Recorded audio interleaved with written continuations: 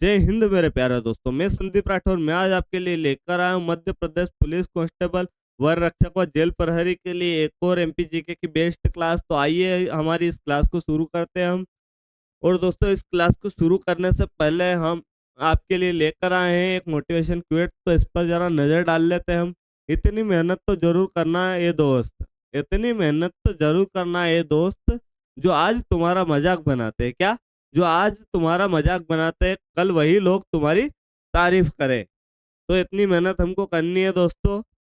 और इसी बात को ध्यान में रखते हुए हम इस क्लास को शुरू करते हैं। तो हमारा पहला क्वेश्चन क्या आता है यहाँ पर? मध्य प्रदेश में कौन से प्राग ऐतिहासिक स्थल पाषाण युग के साक्ष्य बने? तो कौन से बने? सांची और उज्जैन, मांडू और ग्वालियर, भोपाल और इंदौर, या ये चार पांच जो नाम है, भीमबेटका, आदमगढ़, जावरा, रायसेन या पंचमढ़ी। तो हमारा सही उत्तर क्या होने वाला है यहाँ पर? भीमबेटका, आदमगढ़, जावरा, रायसेन और पंचमढ़ी। ये हमारा सही उत्तर होने वाला है यहाँ पर। इनसे जुड़ी कुछ चीजें जान लेते हैं हम। तो भीमबेटका की गुफाओं की खोज कब होती है? तो ये होती है हमारी 1957-58 में। और कौन करते हैं ये खोज? तो डॉक्टर विष्णु श्रीधर वाणकर जी इनकी खोज करते हैं। ठीक है दोस्तों, इसके अलावा चलते हैं। भीमबेटका को वर्ष 2003 में, कब? वर्ष 2003 में यूनेस्को की विश्व धरोहर में शामिल किया गया। आदमगढ़ नर्मदापुरम से भारत में पशुपालन, कहाँ से पशुपालन की बात होती है? आदमगढ़ नर्मदापुरम में भारत में पशुपालन के सबसे प्राचीनतम साक्ष्य जो है यहीं से मिले हैं। मतलब पशुपालन सबसे पहले जो सबूत की बात करें हम, तो यहाँ से मिलता है आदमगढ़ नर्मदापुरम से। और पंचमढ़ी की गुफाएं, पंचमढ़ी की जो गुफाएं, जैसे जम्बूद्वीप में महत्वपूर्ण पाषाणकालीन शैल चित्र पाए गए हैं। ये सारी चीजें आपको ध्यान रखनी है। इसके अलावा चलते हैं हम अपने अगले क्वेश्चन पर। तो हमारा अगला क्वेश्चन आता है 1950 में जब मध्य प्रदेश का गठन हुआ था। कब हुआ था? 1950 में जब मध्य प्रदेश का गठन हुआ था, तब इसकी राजधानी क्या थी? क्या चीज पूछ रहा है? राजधानी क्या थी? और सन 1950 की बात है। तो नागपुर, इंदौर, जबलपुर या भोपाल। तो यहाँ पर क्या आता है हमारा सही उत्तर? नागपुर। क्या आता है? नागपुर। तो ये चीजें आपको याद रखनी है। इसके अलावा चलते हैं हम इनके फैक्ट देखने की तरफ। तो 1956 से पूर्व मध्य प्रदेश तीन भागों में बटा हुआ था। कौन कौन से तीन भाग आते हैं? पार्ट ए, पार्ट बी और पार्ट सी में विभाजित था। यहाँ पर पार्ट ए की बात करें हम, तो part A central province and Berar Berar क्या आता है? पार्ट ए में सेंट्रल प्रोविंस एंड बरार, राजधानी नागपुर थी। पहले मुख्यमंत्री यहाँ के राम रविशंकर शुक्ल बनते हैं। ये चीजें आपको याद रखनी है। और पार्ट बी की बात करूं मैं, तो ये यहाँ पर आता है हमारा मध्य भारत। मध्य भारत में इंदौर से जुड़े हुए क्षेत्र आते हैं यहाँ पर। जिसके बाद बात करूं मैं पार्ट सी की, तो ये भोपाल वाला क्षेत्र हमारा इसमें आता है पार्ट सी में। ठीक है दोस्तों, इसके बाद हम बात करते हैं 1 नवंबर 1956 को जब फजल अली आयोग की सिफारिश पर वर्तमान में जो है मध्य प्रदेश, उसका गठन हुआ था। इसके अलावा बात करता हूँ 1956 में भोपाल को राजधानी बनाया गया। जब भोपाल को क्या है? राजधानी बनाया था। और जब ये था तब क्या था? तब यह सीहोर जिले की तहसील हुआ करता था हमारा भोपाल। कब? 1972 तक। ठीक है, इसके अलावा हम चलते हैं। तो मध्य प्रदेश में रामलीला का मेला कहाँ आयोजित होता है? रामलीला का मेला कहाँ आयोजित होता है? सीहोर जिले में, ग्वालियर जिले के भांडर तहसील में, छत्तीसगढ़ की जो है राजनांदगांव तहसील में, या उज्जैन शहर में। कहाँ पर होता है ये? तो ये होता है हमारा सही उत्तर ग्वालियर जिले की भांडर तहसील में रामलीला का मेला आयोजित होता है हमारे मध्य प्रदेश में। इनसे जुड़ी कुछ चीजें जान लेते हैं हम। रामलीला का मेला ग्वालियर क्षेत्र के भांडर तहसील में लगता है। कहाँ पर लगता है? ग्वालियर क्षेत्र के भांडर तहसील में। वर्तमान में भांडर दतिया में है। कहाँ पर है? भांडर दतिया में। मध्य प्रदेश का प्रसिद्ध नागाजी का मेला पोरसा मुरैना में लगता है। कहाँ पर? पोरसा मुरैना में लगता है नागाजी का मेला। हीरा भूमिया का मेला ग्वालियर और गुना क्षेत्र में अगस्त से सितंबर में लगता है। और पीर बुदान का मेला शिवपुरी जिले के सांवरा क्षेत्र, कौन सा क्षेत्र? सांवरा क्षेत्र में लगता है पीर बुदान का मेला।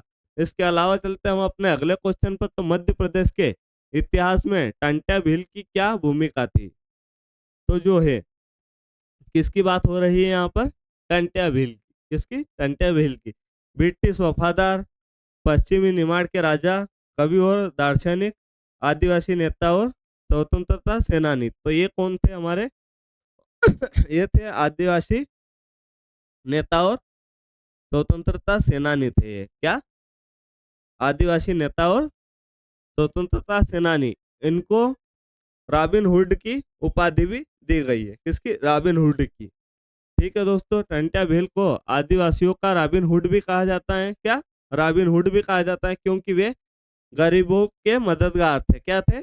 गरीबों की मदद करते थे। उनका जन्म पश्चिम निमाड़ खंडवा के बड़दा गांव में हुआ था। कहाँ पर? खंडवा के बड़दा गांव में इनका जन्म होता है। उन्होंने 1890 में अंग्रेजों द्वारा गिरफ्तार कर जबलपुर में फांसी दी गई थी। कब दी गई थी इनको फांसी? तो 1890 में दी गई थी। ठीक है, जबलपुर में दी गई थी इनको फांसी। इंदौर के भंवर कुआं चौराहे का नाम बदलकर अब क्रांति सूर्य टंट्या मामा चौराहा कर दिया गया है। ये आपको चीजें याद रखनी है। ठीक है दोस्तों, इसके अलावा चलते हैं हम अपने अगले क्वेश्चन पर। तो कुंभ मेला मध्य प्रदेश के उज्जैन में किस नदी के किनारे आयोजित होता है? नर्मदा नदी, चंबल नदी, क्षिप्रा नदी या बेतवा नदी? कौन सी नदी के किनारे? तो हमारा क्षिप्रा नदी यहाँ पर सही उत्तर होने वाला है। इनसे जुड़ी कुछ चीजें जान लेते हैं हम। तो इनसे जुड़ी कुछ चीजें क्या हैं? उज्जैन में क्षिप्रा नदी के तट पर लगने वाले कुंभ मेले को सिंहस्थ कहा जाता है। क्या कहा जाता है? सिंहस्थ कहा जाता है। ठीक है दोस्तों, यह मेला हर 12 वर्ष में आयोजित होता है। कितने वर्षों में आयोजित होता है? हर 12 वर्ष में आयोजित होता है। अगला सिंहस्थ जो आने वाला है हमारा, वो कब है? तो 2028 में हमारा अगला सिंहस्थ आने वाला है। क्षिप्रा नदी को मालवा की गंगा कहा जाता है। क्या कहा जाता है? क्षिप्रा नदी को मालवा की गंगा, जिसका उद्गम काकरी बरड़ी पहाड़ी से होता है। कौन सी पहाड़ी से? काकरी बरड़ी पहाड़ी से इसका उद्गम होता है। किसका? क्षिप्रा नदी का। भारत में 4 स्थानों पर कुंभ मेला लगता है। कहाँ कहाँ पर लगता है? तो एक हमारा उज्जैन हो गया, दूसरा हरिद्वार हो गया, तीसरा प्रयागराज हो गया और चौथा नासिक हो गया। ठीक है दोस्तों, आइए चलते हैं हम अपने अगले क्वेश्चन पर। तो किस मराठा परिवार ने इंदौर क्षेत्र पर नियंत्रण किया और मध्य प्रदेश के मालवा के अधिकांश भाग पर शासन किया? तो कौन करते हैं? भोसले, गायकवाड़, सिंधिया या होलकर? तो कौन करते हैं हमारे मध्य प्रदेश में सबसे ज्यादा राज? तो वो करते हैं होलकर। कौन करते हैं? होलकर। ठीक है दोस्तों, तो इनसे जुड़ी कुछ चीजें जान लेते हैं हम। होलकर वंश के संस्थापक मल्हार राव होलकर थे। कौन थे? मल्हार राव जी होलकर। इसके अलावा चलते हम तो महारानी अहिल्याबाई होलकर ने अपनी राजधानी इंदौर से महेश्वर स्थानांतरित की थी। क्यों की थी इन्होंने? तो कुछ सुरक्षा कारणों के कारण इन्होंने अपनी राजधानी इंदौर से बदलकर महेश्वर की थी। इंदौर को मध्य प्रदेश की व्यावसायिक राजधानी, खेल राजधानी और मिनी मुंबई भी कहा जाता है। ये सारी चीजें आपको याद रखनी है। क्या? इंदौर से जुड़ी हुई चीजें याद रखनी है आपको। क्या? व्यावसायिक राजधानी भी है, खेल राजधानी भी, और मिनी मुंबई भी इसको कहा जाता है। ठीक है, सिंधिया वंश ने ग्वालियर पर और भोसले वंश ने नागपुर क्षेत्र पर अपना शासन किया। ठीक है दोस्तों, ये सारी चीजें आपको याद रखनी है। इसके अलावा चलते हैं हम अपने अगले क्वेश्चन पर। तो हमारा अगला क्वेश्चन कौन सा आता है? मध्य प्रदेश में अहिराई नृत्य के दौरान संगीतकार और नर्तक किस आकृति में प्रदर्शन करते हैं? कौन से नृत्य की बात हो रही है यहाँ पर? अहिराई।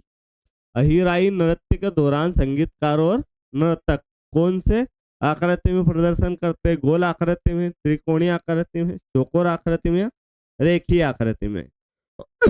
तो ये करते हैं यहाँ पर गोलाकार आकृति में। क्या करते हैं? गोलाकार आकृति में। ठीक है दोस्तों, इनसे जुड़े कुछ फैक्ट जान लेते हैं हम। तो इनसे जुड़े कुछ फैक्ट क्या है यहाँ पर? अहिराई नृत्य मध्य प्रदेश के भारिया और गौड़ जनजाति द्वारा किया जाता है। कौन कौन सी जनजाति द्वारा? भारिया और गौड़ जनजाति का पारंपरिक नृत्य है। यह नृत्य विवाह के अवसर पर किया जाता है। कब किया जाता है? विवाह के अवसर पर एक वृत्ताकार गोल घेरा बनाकर यह नृत्य किया जाता है। मध्य प्रदेश का राजकीय नृत्य क्या है? तो मध्य प्रदेश का राजकीय नृत्य क्या है? राई, जो कि बुंदेलखंड क्षेत्र में बहुत प्रसिद्ध है। कहाँ पर? बुंदेलखंड क्षेत्र में ये नृत्य बहुत प्रसिद्ध है। भील जनजाति का विश्व प्रसिद्ध भगोरिया नृत्य मालवा निमाड़ क्षेत्र में किया जाने वाला सबसे प्रसिद्ध लोक नृत्य है। ठीक है दोस्तों, आइए चलते हैं अपने अगले क्वेश्चन पर। तो हमारा अगला क्वेश्चन क्या आता है, मध्य प्रदेश के भवानी प्रसाद मिश्र को किस किस सबसे अच्छे रूप में वर्णित किया जा सकता है? कौन से सबसे अच्छे रूप में वर्णित किया जा सकता है इनको? किसको? भवानी प्रसाद मिश्र जी को। ठीक है दोस्तों, इंदौर के चित्रकार, शाहजहांपुर के स्वतंत्रता सेनानी, उज्जैन के पुरातात्विद या होशंगाबाद से राष्ट्रीय कवि और गांधीवादी दार्शनिक? तो सही उत्तर होने वाला है हमारा ऑप्शन डी, होशंगाबाद से राष्ट्रीय कवि और गांधीवादी दार्शनिक। इनसे जुड़ी कुछ चीजें जान लेते हैं हम दोस्तों। तो इनसे जुड़ी चीजें क्या हैं? भवानी प्रसाद मिश्र का जन्म होशंगाबाद नर्मदापुरम जिले के टिगरिया गांव में हुआ है। कहाँ पर? होशंगाबाद नर्मदापुरम जिले के टिगरिया गांव में। कौन सा गांव? टिगरिया गांव। गीत फरोश, गांधी, पंचसती और बुनी हुई रस्सी इनकी प्रमुख रचनाएं क्या क्या है? गीत फरोश पहली रचना, दूसरी रचना हमारी गांधी, पंचसती और बुनी हुई रस्सी इनकी प्रसिद्ध रचनाएं। इन्हें 1972 में बुनी हुई रस्सी के लिए साहित्य अकादमी पुरस्कार मिला है। किसके लिए? 1972 में बुनी हुई रस्सी के लिए इनको साहित्य अकादमी पुरस्कार मिला है। ठीक है दोस्तों, होशंगाबाद अपने सिक्योरिटी पेपर मिल और प्रतिभूति कागज कारखाने के लिए प्रसिद्ध है। ठीक है दोस्तों, तो आइए हमारे अगले क्वेश्चन की तरफ चलते हैं हम। यहाँ पर हमारा अगला क्वेश्चन आता है यहाँ पर, हर वर्ष मध्य प्रदेश में मांडू महोत्सव आमतौर पर किन महीनों में आयोजित किया जाता है? जो मांडू महोत्सव है हमारा, वो किन महीनों में आयोजित किया जाता है? नवंबर, दिसंबर और जनवरी, मार्च, अप्रैल और मई, जुलाई, अगस्त, सितंबर या फरवरी और मार्च? सही उत्तर क्या होने वाला है हमारा यहाँ पर? तो हमारा सही उत्तर होने वाला है नवंबर, दिसंबर और जनवरी। क्या है सही उत्तर हमारा? नवंबर, दिसंबर और जनवरी। तो इससे जुड़ी कुछ चीजें जान लेते हैं दोस्तों। इनसे जुड़ी चीजें क्या हैं? मांडू धार जिले में क्या है? मांडू धार जिले में विंध्याचल पर्वतमाला पर स्थित है। कौन सी पर्वतमाला की बात कर रहा हूँ? विंध्याचल पर्वतमाला की, जिसे सिटी ऑफ जॉय कहा जाता है। क्या कहा जाता है इसे? सिटी ऑफ जॉय, मतलब खुशियों का शहर। मांडू महोत्सव सर्दियों में के दौरान हॉट एयर बलून सफारी प्रमुख आकर्षण होता है। यहाँ पर क्या होता है? हॉट एयर बलून सफारी की जाती है। मांडू में रानी रूपमती का महल, बाज बहादुर का महल, जामा मस्जिद और जहाज महल स्थित है। मांडू में क्या क्या है? रूपमती का महल, बाज बहादुर का महल, जामा मस्जिद और जहाज महल स्थित है। मांडू स्थित होशंग शाह का मकबरा पूरी तरह से संगमरमर से बना पहला इमारत है। क्या है? पहली इमारत है जो संगमरमर से बनी हुई है। ठीक है दोस्तों, इसके अलावा चलते हम तो टांट्या भील का संबंध किस प्रमुख ऐतिहासिक घटना से? भारत छोड़ो आंदोलन से, असहयोग आंदोलन से, 1857 का विद्रोह से या नमक सत्याग्रह से? तो इनका संबंध है हमारे 1857 के विद्रोह से। कब के विद्रोह से? 1857 के विद्रोह से। इसके अलावा चलते हम इनसे जुड़ी कुछ बातें कर लेते हैं। तो टंटे भील ने 1857 की क्रांति के बाद अंग्रेजों के खिलाफ गुरिल्ला युद्ध पद्धति को अपनाया था। कौन सी पद्धति अपनाई इन्होंने? गुरिल्ला युद्ध पद्धति। कौन सी? गुरिल्ला। मध्य प्रदेश में 1857 की क्रांति की शुरुआत 3 जून 1857 को नीमच छावनी से हुई थी। कब हुई थी? नीमच छावनी से 1857 को, है ना। मंडला रामगढ़ से रानी अवंतीबाई ने 1857 की क्रांति में भाग लिया। और टंट्या भील का वास्तविक नाम क्या था? तांत्या। क्या था इनका वास्तविक नाम? तांत्या। आदिवासी समुदाय इनको सम्मान से मामा कहकर पुकारते थे। क्या? सम्मान से इनको मामा कहकर पुकारते थे। उस वजह से इनका नाम तांत्या मामा और तांत्या भील भी बोलते हैं इनको कुछ लोग। ठीक है दोस्तों, इसके अलावा चलते हैं हम। सोन नदी अनंत किस प्रमुख नदी में जाकर मिलती है? क्या? सोन नदी अनंत किस प्रमुख नदी में जाकर मिलती है? ताप्ती नदी में, नर्मदा नदी में, यमुना में या गंगा में? कौन सी नदी में जाकर मिलती हैं? तो ये हमारी गंगा नदी में जाकर मिल जाती हैं। ठीक है दोस्तों, इसके अलावा चलते हैं इनके फैक्ट जान लेते हैं हम। तो सोन नदी का उद्गम अनूपपुर जिले में अमरकंटक की पहाड़ियों से होता है। कब होता है?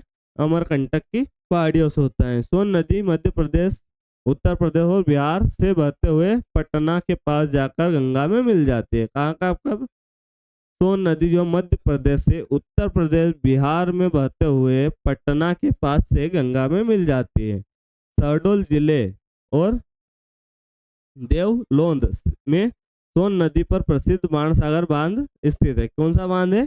बाणसागर बांध, सोन नदी पर। बाणसागर परियोजना में एमपी, यूपी और बिहार एक संयुक्त परियोजना चलती है। बाणसागर बांध में जो है एक संयुक्त परियोजना चलती है, जिसमें ये जो अनुपात में इनका होता है, 2 अनुपात किसका होता है यहाँ पर? मध्य प्रदेश का, 1 अनुपात यूपी का और 1 अनुपात बिहार का यहाँ पर होने वाला है। ठीक है दोस्तों, आइए हमारे अगले क्वेश्चन की ओर चलते हैं हम। तो 1510 ईस्वी में महमूद द्वितीय द्वारा अपने विश्वासी अमीरों, कौन से विश्वासी अमीरों को कुचलने के लिए किस शक्तिशाली राजपूत को बुलाया गया और प्रधानमंत्री नियुक्त किया गया? तो वो कौन है? बादल सिंह, मेदिनी राय, गौर सिंह या जयमल राठौड़? तो कौन है यहाँ पर? ये है हमारे मेदिनी राय। कौन है? मेदिनी राय। ठीक है दोस्तों, तो मेदिनी राय से जुड़ी कुछ चीजें जान लेते हैं। तो मेदिनी राय चंदेरी अशोकनगर जिले के एक बहुत शक्तिशाली और वीर राजपूत शासक थे। कौन थे? बहुत ही शक्तिशाली राजपूत शासक थे। 29 जनवरी 1558 ईस्वी में मुगल शासक बाबर और मेदिनी राय के बीच चंदेरी का युद्ध होता है। किस किस के बीच? मुगल शासक बाबर और मेदिनी राय जी के बीच युद्ध होता है। जिसके बाद चंदेरी अपनी विश्व प्रसिद्ध रेशमी साड़ियों और चंदेरी सिल्क के लिए पूरे देश में प्रसिद्ध है। चंदेरी के किले में ऐतिहासिक खूनी दरवाजा, कहाँ क्या क्या है यहाँ पर? ऐतिहासिक खूनी दरवाजा, जौहर कुंड और हवा महल चंदेरी में स्थित है। ठीक है दोस्तों, ये क्लास आपको कैसी लगी? अगर ये क्लास आपको अच्छी लगी हो तो इस क्लास को सपोर्ट जरूर कीजिएगा। धन्यवाद।